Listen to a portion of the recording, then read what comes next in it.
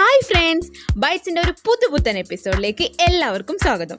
ഇന്ന് നമ്മൾ ഒരു സ്പെഷ്യലായിട്ട് നോർത്ത് ഇന്ത്യൻ അച്ചാറി ബിരിയാണിയാണ് ഉണ്ടാക്കാൻ പോകുന്നത്. ഈ വീഡിയോ നമ്മൾ 2 പാർട്ടായിട്ടാണ് ചെയ്യുന്നത്. ഫസ്റ്റ് പാർട്ടിൽ നമുക്ക് ബിരിയാണിക്കുള്ള മസാല പ്രിപ്പയർ ചെയ്യാം, സെക്കൻഡ് പാർട്ടിൽ ബിരിയാണി ഉണ്ടാക്കാം. അപ്പോൾ ആദ്യം നമുക്ക് ബിരിയാണി മസാല ഉണ്ടാക്കാനുള്ള കൂട്ട് എന്തൊക്കെയാണെന്ന് നോക്കാം.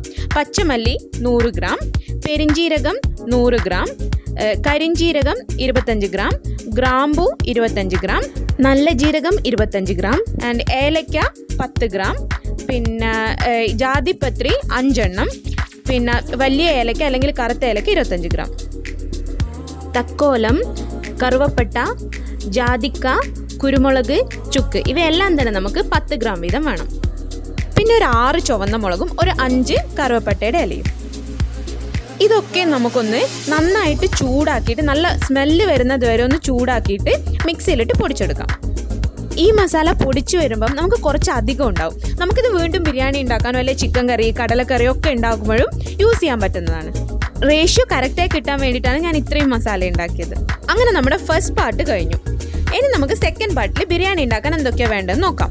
നമ്മളിവിടെ 1 കിലോ ചിക്കനും 1 കിലോ ബസ്മതി റൈസുമാണ് എടുത്തിരിക്കുന്നത്. അതിന് കൂടെ നമുക്ക് 1/4 കിലോ തക്കാളി, 1/4 കിലോ വലിയുള്ളി, ഒരു 5 ടേബിൾ സ്പൂൺ നമുക്ക് ജിഞ്ചർ ഗാർലിക് പേസ്റ്റ് കിട്ടുന്ന അത്രയും ഇഞ്ചിയും വെളുത്തുള്ളിയും. ഇതാണ് നമ്മുടെ special ingredient green chilli pickle. പിന്നെ നമുക്ക് കുറച്ച് മഞ്ഞൾപ്പൊടി, കുറച്ച് ഉപ്പ്, കുറച്ച് പഞ്ചസാര, പിന്നെ കുറച്ച് തൈരും കൂടെ വേണം.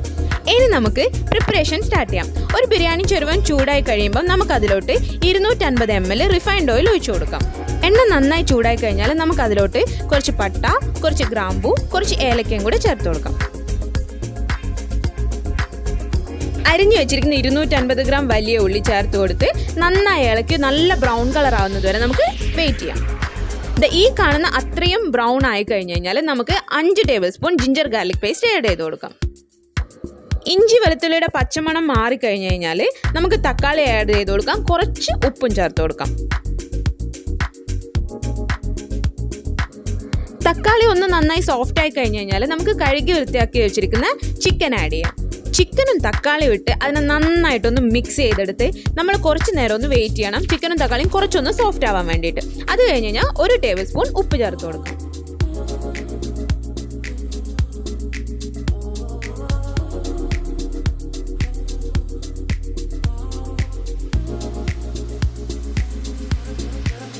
ഇനി നമുക്കിതിനെ കുറച്ച് നേരം അടച്ചു വെച്ച് അങ്ങോട്ട് വേവിക്കാം.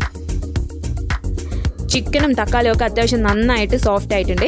ഇനി നമുക്ക് ബാക്കിയുള്ള മസാല ആഡ് ചെയ്ത് കൊടുക്കാം. 2 ടീസ്പൂൺ മഞ്ഞൾപ്പൊടിയും 4 ടേബിൾ സ്പൂൺ നമ്മൾ പ്രിപ്പയർ ചെയ്ത് വെച്ചിരിക്കുന്ന ബിരിയാണി മസാലയില്ലേ അതും പിന്നെ ആവശ്യത്തിന് ഉപ്പും കൂടെ ചേർത്ത് കൊടുത്ത് നന്നായിട്ട് ഇളക്കാം.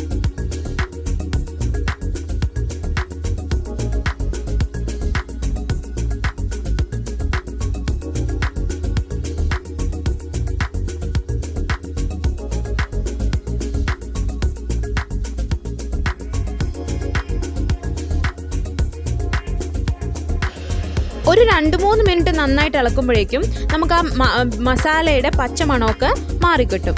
സൈമൾട്ടേനിയസ്ലി ഈ സമയത്ത് നമുക്ക് 1 ഗ്ലാസ് അരിക്ക് 1.5 ഗ്ലാസ് വെള്ളം എന്നുള്ള റേഷ്യോയിൽ നമ്മൾ അരിക്ക് ആവശ്യമായിട്ടുള്ള വെള്ളം നമുക്ക് അപ്പുറത്ത് ചൂടാക്കാൻ വെക്കാം. ഇനി നമുക്ക് കഴുകി വെച്ചിരിക്കുന്ന 1 കിലോ ബസ്മതി റൈസ് നമുക്ക് ഇതിലോട്ട് ആഡ് ചെയ്ത് കൊടുക്കാം. റൈസ് ഇട്ടിട്ട് നന്നായിട്ടൊന്ന് മിക്സ് ചെയ്യണം. അത്യാവശ്യം ആ മസാലയൊക്കെ ഈവൻലി ഒന്ന് ഡിസ്ട്രിബ്യൂട്ട് ആവുന്നത് വരെ നന്നായിട്ടൊന്ന് മിക്സ് ചെയ്ത് കൊടുക്കാം.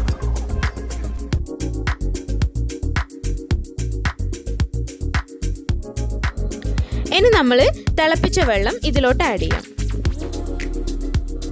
ഒന്നും കൂടെ നന്നായിട്ടൊന്ന് മിക്സ് ചെയ്ത് എല്ലായിടത്തും ഒരു നല്ല പോലെ ആവുന്നത് വരെ നമുക്കൊന്ന് മിക്സ് ചെയ്ത് കൊടുക്കാം. ഇനി നമുക്ക് 1/4 കപ്പ് തൈരും പിന്നെ നമ്മുടെ മെയിൻ ഇൻഗ്രീഡിയൻ്റ് ആയിട്ടുള്ള green chilli pickle almost 100 gram നിങ്ങളുടെ എരിവിനനുസരിച്ച് നിങ്ങൾക്ക് ചേർക്കാം. അതും കൂടെ ആഡ് ചെയ്ത് കൊടുക്കാം. നന്നായിട്ട് മിക്സ് ചെയ്തതിന് ശേഷം നമ്മുടെ ലാസ്റ്റ് ഇൻഗ്രീഡിയൻ്റായ പഞ്ചസാര അത് ടേസ്റ്റ് വരാൻ പാടില്ല, ആ രീതിയിൽ കുറച്ച് പഞ്ചസാരയും കൂടെ ആഡ് ചെയ്ത് കൊടുക്കാം. കുറച്ച് നേരം ആ വെള്ളത്തിൽ കിടന്ന് ഈ ബിരിയാണിയും ചിക്കനൊന്ന് നന്നായിട്ട് തിളച്ചതിന് ശേഷം നമ്മൾ നെക്സ്റ്റ് സ്റ്റെപ്പ് നമുക്കിതൊന്ന് ദമ്മിടാം. നമ്മുടെ മറ്റു ബിരിയാണി ഒന്നും ഉണ്ടാക്കുന്ന പോലെ അത്രയും ആ മൈദ ഇട്ട് ഒട്ടിച്ചിട്ട് അങ്ങനത്തെ ദമ്മൊന്നുമില്ല. ചെറിയൊരു മിനി ദം എന്ന് വേണ്ടിയൊക്കെ പറയാം. മൂടി അടച്ചു വെച്ചിട്ട് മേലെ ഒരു വെയിറ്റും കൂടെ വെച്ചിട്ട് ഒരു 10 മിനിറ്റ്സ് നമുക്ക് വെയിറ്റ് ചെയ്യാം. ഇനി നമുക്ക് പതുക്കെ തുറന്ന് നോക്കാം നമ്മുടെ അച്ചാറി ബിരിയാണി എന്തായിരിക്കാന്ന്. നല്ല സൂപ്പർ സ്മെല്ലൊക്കെ വരുന്നുണ്ട്. അങ്ങനെ നമ്മുടെ നോർത്ത് ഇന്ത്യൻ സ്പെഷ്യൽ അച്ചാറി ബിരിയാണി ഇവിടെ റെഡി ആയിരിക്കുകയാണ്. ഇതിന് സൈഡ് ഡിഷായിട്ട് ഞങ്ങൾ 2 ചട്നി ഉണ്ടാക്കി, ഒരു ഗ്രീൻ ചട്നിയും ഒരു റെഡ് ചട്നിയും. നല്ല ഒരു ഡിഫറെൻറ്റ് ടേസ്റ്റുള്ള ബിരിയാണി ആയിരുന്നു. പിന്നെന്താണെന്ന് വെച്ച് കഴിഞ്ഞാൽ ഈ ബിരിയാണി മസാല ഉണ്ടാക്കുന്നതാണ് ഇതിൽ കുറച്ച് പണിയുള്ള പരിപാടി. അത് കഴിഞ്ഞ് കഴിഞ്ഞാൽ ബിരിയാണി മസാല ഒരു വട്ടം നമ്മൾ ഉണ്ടാക്കി വെച്ച് കഴിഞ്ഞ് കഴിഞ്ഞാൽ ശരിക്കും ഈസിലി ഉണ്ടാക്കാൻ പറ്റുന്ന ഒരു ബിരിയാണിയാണിത്. അപ്പം നിങ്ങൾ എല്ലാവരും ഈ special north Indian achari biryani ഒന്ന് ട്രൈ ചെയ്ത് നോക്കണം. Thank you so much for watching our video. Keep supporting us. This is Subi signing off from Bytz. Bye bye.